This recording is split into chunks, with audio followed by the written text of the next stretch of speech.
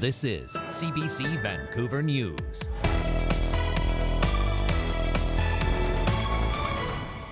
Mounties say they have now recovered the bodies of both people who went missing during a landslide near Lions Bay, bringing the death toll to 3 following last weekend's severe windstorm. And we run on a very, very tight margins. And so, yeah, this does hit most business owners quite hard. tax break confusion. Some alcohol producers in BC say they are still having to pay GST on reported sales despite Ottawa's tax exemption. Also, we have seen just our numbers just over the last year more than double. Skyrocketing demand. Why some nonprofits in the downtown east side say they're seeing a significant spike in clients from other municipalities.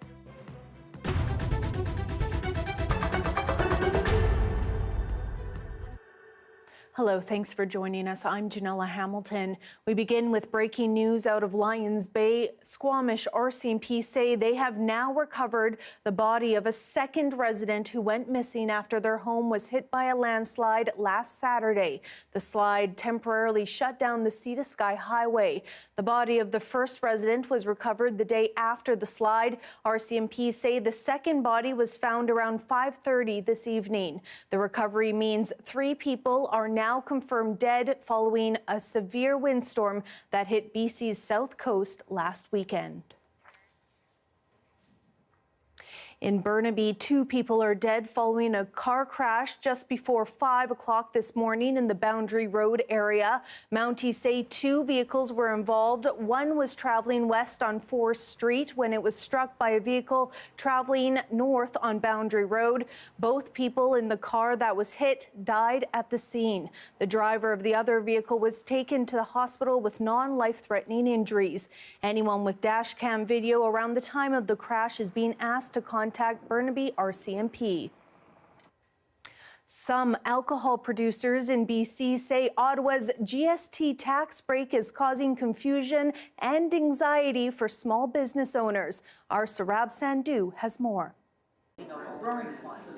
Teresa Townsley is the owner of Festina Lente Estate Winery in Langley. We are a meadery, which means that we make our wine out of honey. Townsley says just as her winery was getting ready for the holiday rush, she received a letter from the BC Liquor Distribution Branch that says businesses like hers will have to continue paying GST on sales, despite the federal government's tax exemption on certain goods, including wine and beer. If we're selling to a liquor store, for instance, the liquor store has to buy that from the liquor distribution branch. So they're paying that GST on that product and being billed for that product, but yet are unable to levy that GST in order to recoup that same cost. In a statement, the LDB says implementing complex changes in its internal system has technical risks, and it may or may not be able to relieve GST for manufacturers. It goes on to say there will be no changes in the reporting process, and the branch will be calculating GST on all reported sales.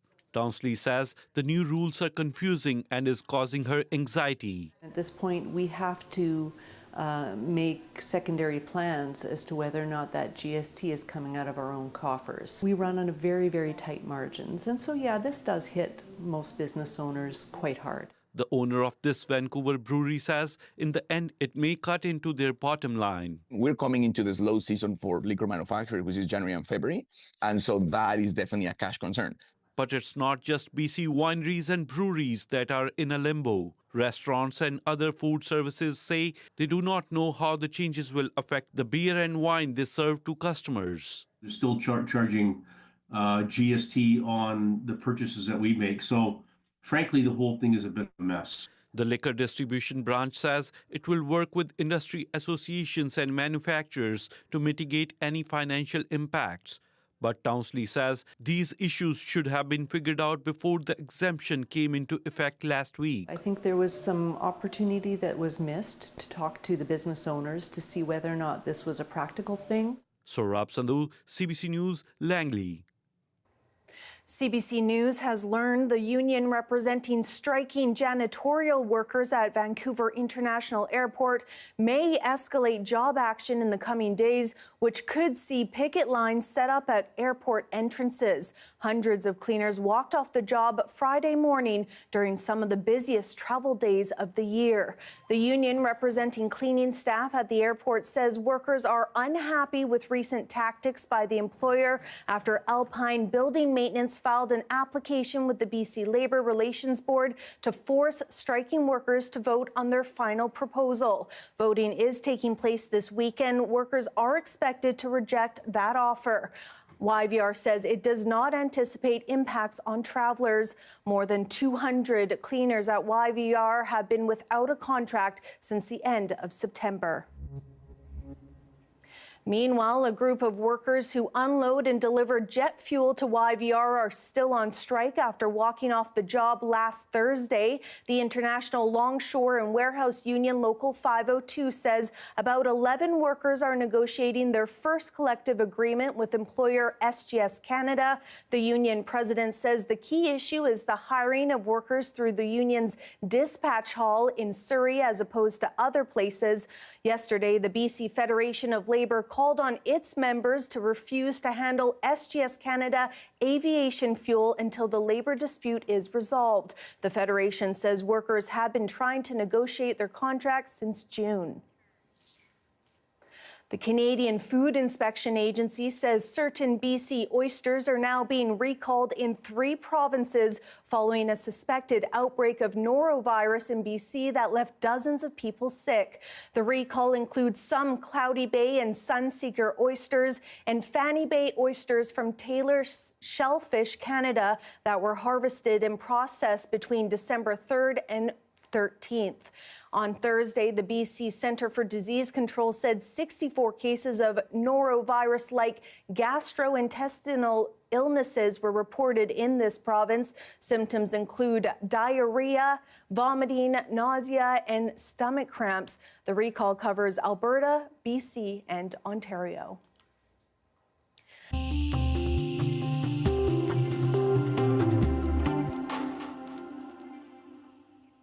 As the cost of living crisis worsens, nonprofit organizations in Vancouver's downtown east side say they are seeing a spike in demand for employment supports from people living in other municipalities.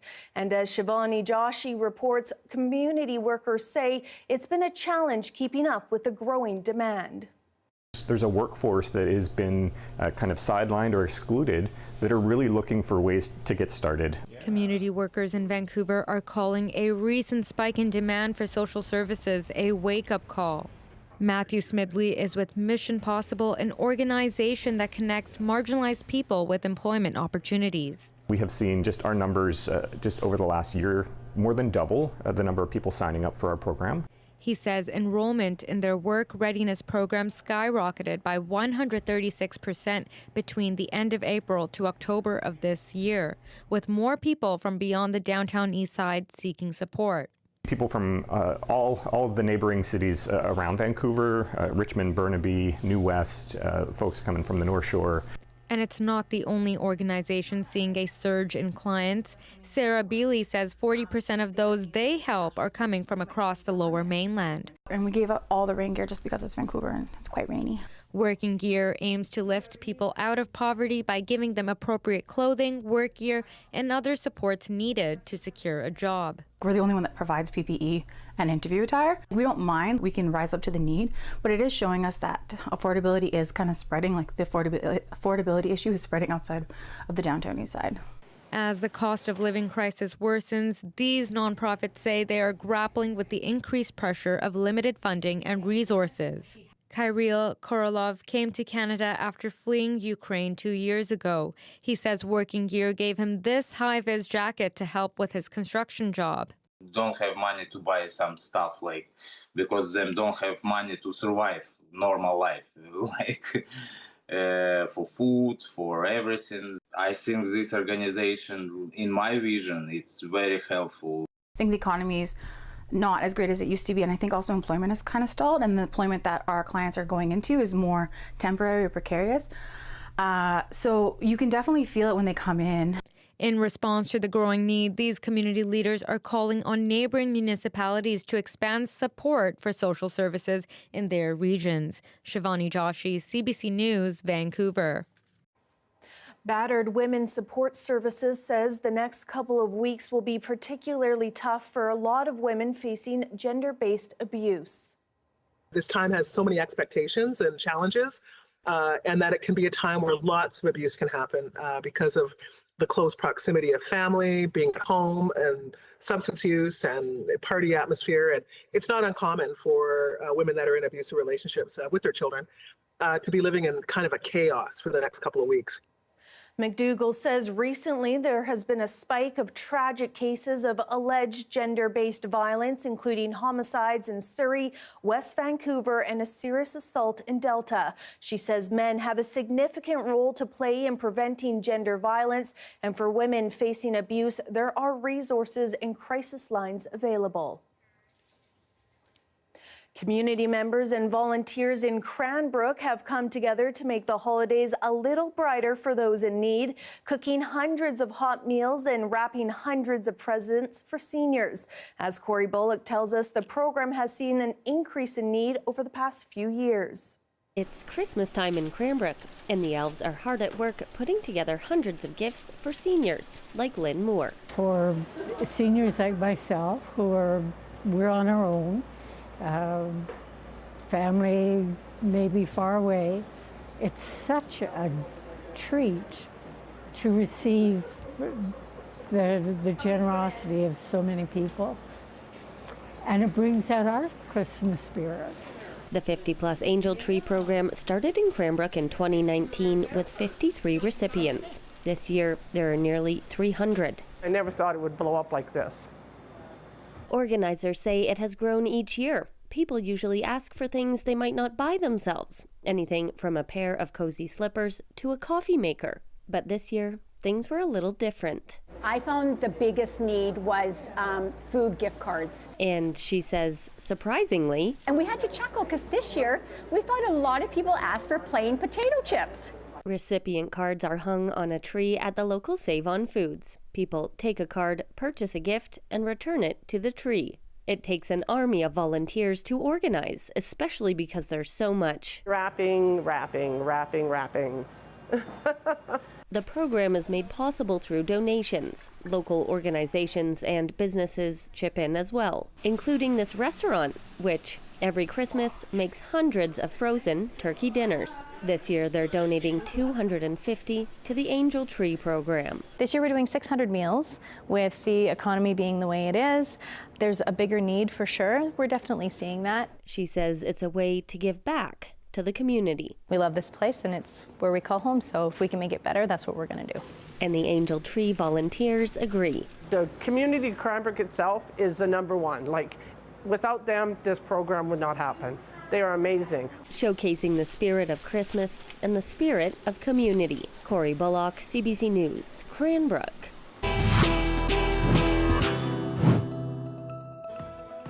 Still ahead, people are in mourning after a shocking car ramming attack at a Christmas market in Germany where 5 people were killed and hundreds injured. That's next. Stay with us.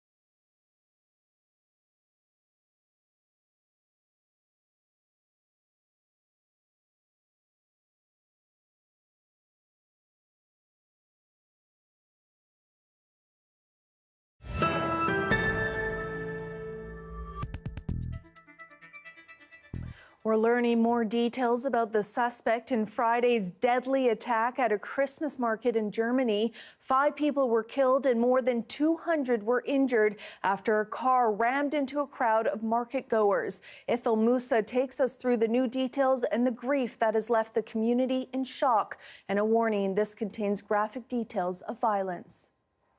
Where there was celebration, now there's mourning. German officials say a 9-year-old is among the dead after a man drove into a Christmas market crowd in the small city of Magdeburg. I called all my friends, acquaintances, and family to see if everyone was okay, says this woman. It was awful. It's unbelievable, says this other. I feel shocked. There are no words. The deadly incident was caught on CCTV. The driver can be seen plowing through a horde of holiday shoppers. A 50-year-old from Saudi Arabia has been arrested. Officials say he's lived in Germany since 2006. Now he's under investigation on suspicion of murder, attempted murder, and bodily harm. At this stage, the only thing we can say with certainty is that the perpetrator was clearly Islamophobic, says Germany's Interior Minister. We can already confirm that. Everything else is subject to further investigations. The suspect described himself as a former Muslim, sharing dozens of tweets online focusing on anti-Islam themes. Germany's chancellor, who visited the deadly site, is calling for unity and promising an in-depth investigation. We must understand the perpetrator, his actions, his motives, he says, so that we can respond with the necessary consequences. Many are reminded of a similar incident just 8 years ago, when a man drove a truck into a crowd at a Christmas market in Berlin, killing 12 people and injuring scores more. Now in Magdeburg, a memorial for victims of Friday's attack, a solemn service just days before Christmas. Ithil Musa, CBC News, Toronto. The U.S. has narrowly avoided a government shutdown after passing crucial legislation on spending. The vote capped a frantic week that saw U.S. President-elect Donald Trump and his billionaire ally Elon Musk defeat a bipartisan bill, sending Congress into disarray. The CBC's Chris Reyes has more. With U.S. President Joe Biden's signature, a bill that averts a government shutdown is now officially signed, sealed, and delivered.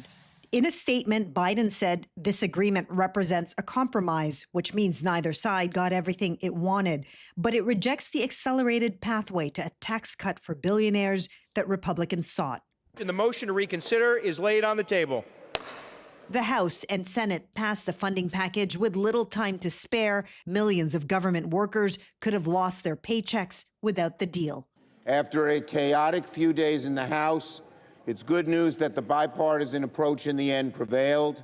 It's a good lesson for next year. Both sides have to work together. It took marathon negotiations to pass the new package, with Donald Trump and Elon Musk making demands and threats earlier this week to kill a bipartisan deal that they both publicly denounced. Another package with a core demand from the president-elect to suspend the debt ceiling, something that would have allowed Trump to more easily pass his tax cut agenda, also failed. In the end, Speaker of the House Mike Johnson had to drop that demand to get enough votes. The only reason it took so long and this much chaos to get here is that House Republicans chose chaos and chose to follow the whims of the richest man in the world. On X, Elon Musk reacted positively to the deal, while Speaker Johnson said he had President Trump's support. I guess one winner could be seen as Musk, in that he was able to demonstrate that he has tremendous influence over Republican politicians and Republican politics coming in. Other lawmakers are already preparing for the battles to come in the new year. It is not going to be pretty, but we're going to get our work done in the next 2 years, just like we got it done this week. With the approved package, the government will be funded until mid-March, while also providing disaster relief and aid for farmers. Chris Reyes, CBC News, New York.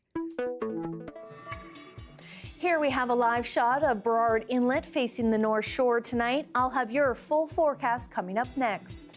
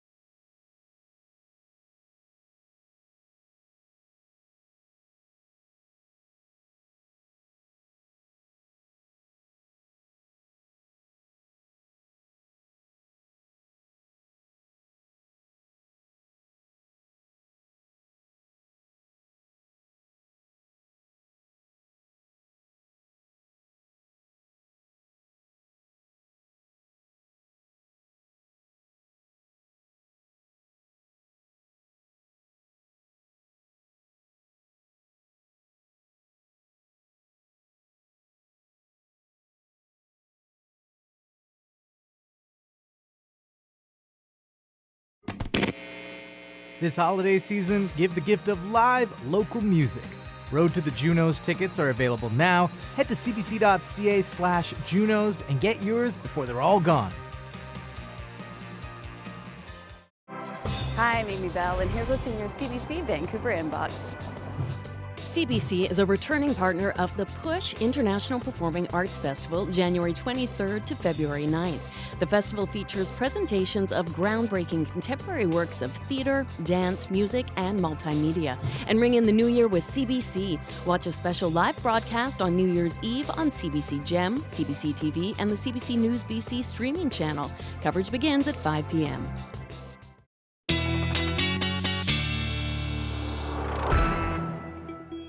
All right, it is time now to take a look at our forecast. Let's begin with a quick look at the temperatures around the province tonight. Beginning up in Fort St. John with snow and a -11 overnight. A bit rainier in Kelowna with a 1 overnight. And on the island, a lot of precipitation and 8 in Tofino, 6 in Victoria. Heading into tomorrow, that is going to dry right up for Fort St. John with a -8 and a mix of sun and clouds. Snow is expected in Prince George with a high of 0 for tomorrow. It's going to be about 4 and 5 degrees in Kamloops and Kelowna with that rain, and on the island 11 in Victoria and 9 in Tofino, again with those rainier conditions. Here in Metro Vancouver, 11 is our high for tomorrow with the chance of scattered showers throughout the day. It looks like the rain is going to go away from Monday with a mix of sun and clouds and a similar temperature of high, and that is going to be pretty similar for the remainder of next week. Today's winter solstice marks another journey of the Earth around the sun, and it was the focus at a place that's witnessed a lot of those journeys, Stonehenge.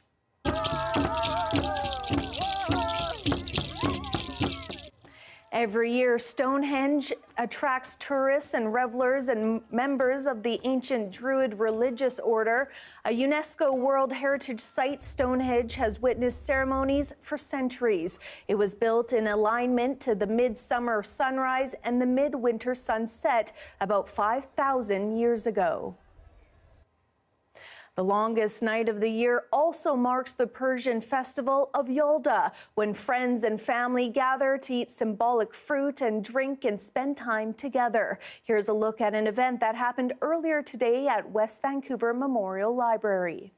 People of Iran and Afghanistan and some other countries, they have special traditions to celebrate winter solstice, also known as Yulda. These events are geared towards adults, but today we wanted to bring in kids. It's about symbolism. The food that each food has symbolizes something. The watermelons come from the happiness. Apple come from the, it's a symbol of life. Pomegranate, symbol of loves. Candle is a kind of the small sun. We celebrate Yulda, one because of the longest night of the year, and the second one is this is the birth of the celebrate to birth of the sun.